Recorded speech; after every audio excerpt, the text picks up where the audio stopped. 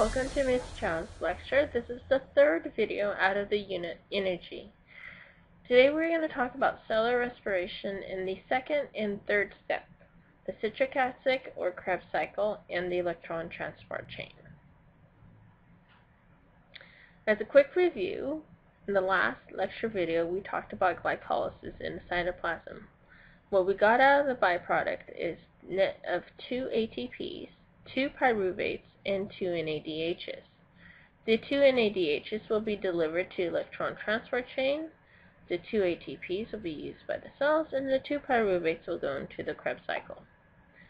The Krebs cycle is also called the citric acid cycle, and it happens in the mitochondria. And afterwards, all the products of the Krebs cycle will go into the electron transport chain with the 2 NADHs from glycolysis. So today we are going to focus on the citric acid cycle in the mitochondria. Citric acid cycle is also called the Krebs cycle. The objective is that students know the outcome of the Krebs cycle and how does it work with the chemiosomotic process function in the electron transport chain. So as an overview, let's talk about the Krebs cycle. It is named after Krebs, who discovered it. It's also called the citric acid cycle after its first product is produced as citric acid, or it's also called the citrate for short. So for every glucose, you would get 2 pyruvates from the glycolysis process, which means for every pyruvate, it will go through Krebs cycle once. So you'll get 2 cycles of the Krebs cycle.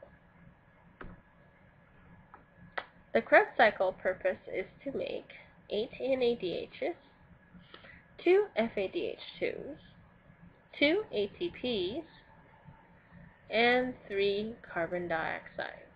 Let's look at how we got those numbers. Let's look at 2 NADHs. Where did those come from? They came from when pyruvate changes to acetyl-CoA and 3 NADHs in the Krebs cycle. Now 1 plus 3 is 4, but since we go through the Krebs cycle twice because we have 2 pyruvates, we double 4, which will get us to 8 NADHs. Now let's look at how we got 2 FADH2s.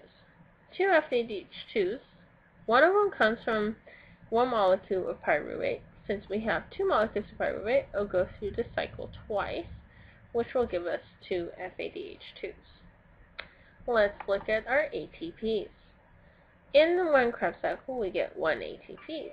However, we have 2 pyruvates, which will give us 2 ATPs.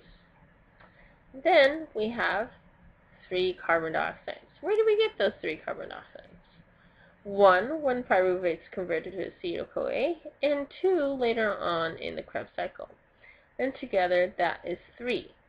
Oops, I forgot to double that over there. So we should actually have 6 carbon dioxides,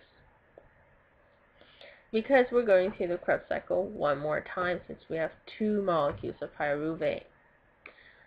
So let's go ahead and look at the details. In the Krebs cycle, before it goes in, the pyruvate changes to acetyl-CoA. When that happens, the pyruvate is a 3-carbon molecule. Each circle in this diagram here represents a carbon molecule. When it changes to acetyl-CoA, it will harvest an NADH, which is a lesser form of energy. It's still energy, but it's a lesser ideal form of ATP. It also gets rid of one of the carbon dioxides, one of the carbon molecules, so it's a carbon dioxide as a byproduct. So what you're left with is acetyl-CoA, which is a 2-carbon molecule. What's next is that enzyme citrate synthase reacts. Basically, it's an enzyme that makes citrate. In other words, it's also called citric acid. What happens is acetyl-CoA will bond with oxaloacetate, which is a 4-carbon molecule. Oxaloacetate is a byproduct of the Krebs cycle. It is used over again, so it's kind of recycled. With that, water will come in and react, creating citric acid, or it's called citrate. Then what happens, goes to the next step, is that enzyme acantase changes the citric acid to isocitrate. Basically, it changes its shape, so it's ready to go to the next step. The next step is that the enzyme isocitrate dehydrogenase will take it and create another carbon dioxide as a byproduct. When it's creating carbon dioxide, citrate used to be a 1, 2, 3, 4, 5, 6 carbon molecule. Since one of the carbon molecules leaves, it's left with a 1, 2, 3, 4, 5 carbon molecule called alpha-ketoglutarate. It also makes this another molecule of NADH energy. In alpha-ketoglutarate dehydrogenase, which is the next step, the alpha-ketoglutarate, which is the 5 carbon molecule, will react with creating NADH and loses the carbon dioxide. Again, when it loses that carbon dioxide, it will now be from a 5 carbon molecule, alpha-ketoglutarate, down to a 4 carbon succinyl-CoA molecule. In that process, it creates another form of energy. Excuse me. The succinyl-CoA synthase is the next step. Here, succinyl-CoA is a 4 carbon molecule. It actually makes an ATP. In doing so, when they make that ATP, the 4 carbon molecule will change shape into succinate, and that will react again to create another form of energy called FADH2. FADH2 will also be used. Then it becomes another 4 carbon molecule in a different form called fumarase. Fumarase will react with water. Okay? Water will come in and create malate. Malate is also a 4 carbon molecule. It will create the last bit of energy called NADH, another form, which will bring us back to oxaloacetate, which will go back into cycle and react another acetyl-CoA for your second pyruvate. So in total, one pyruvate will get us 4 NADHs, 1 FADH2, 1 ATP, 3 molecules of carbon dioxide. So 1 glucose has 2 pyruvates, and if we have 2 pyruvates, then everything else is doubled. 8 NADHs, 2 FADH2s, 2 ATPs. Oh, and the 6. Those will go to the electron transport chain, these extra molecules. Then your 6 carbon dioxides will actually go into the bloodstream, which eventually will be released when we respire through our lungs. That is the citric acid cycle. So where do those 8 NADHs, 2 FADH2s go?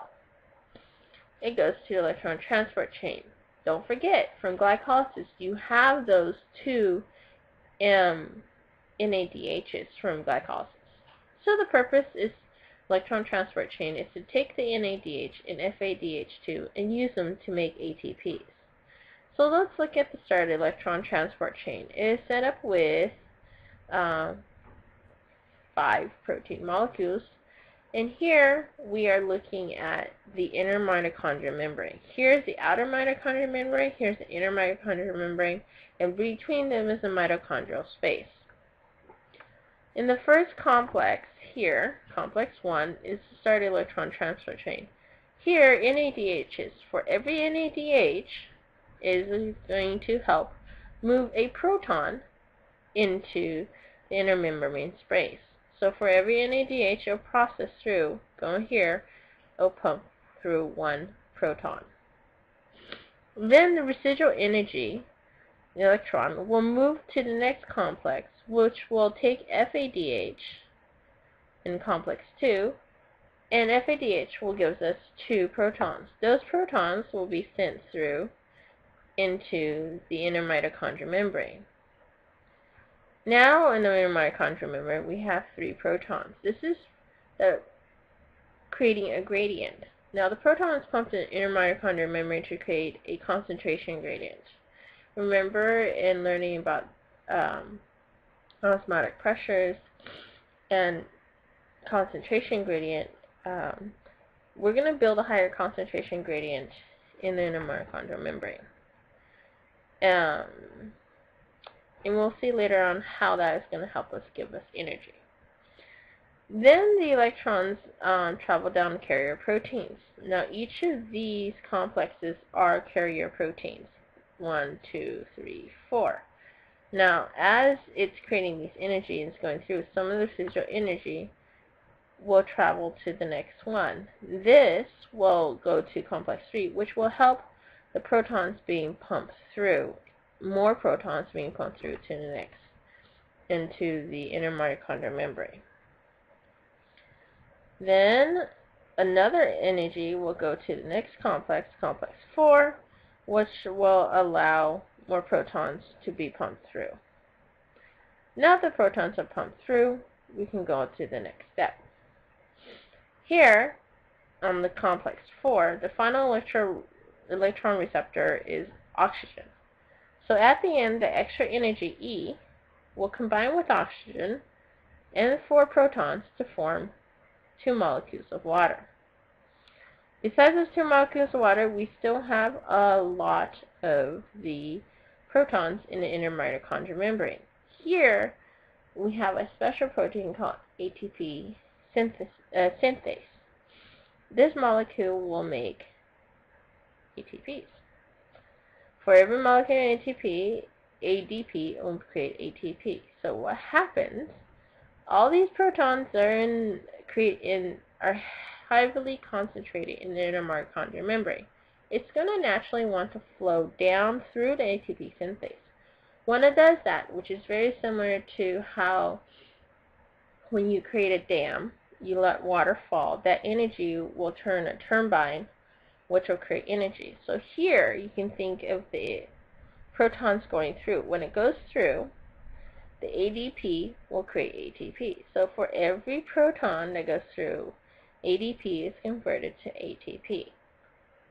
In total, we'll have 32 ATPs. So let's review. In glycolysis, we get 2 ATPs and 2 NADHs. The 2 NADHs will travel to electron transport chain. The 2 pyruvates, also from glycolysis, will go into our second step, which is the Krebs cycle, or citric acid cycle. In that cycle, for the 2 pyruvates, we will get out 8 NADHs, 2 FADH2s, 2 ATPs.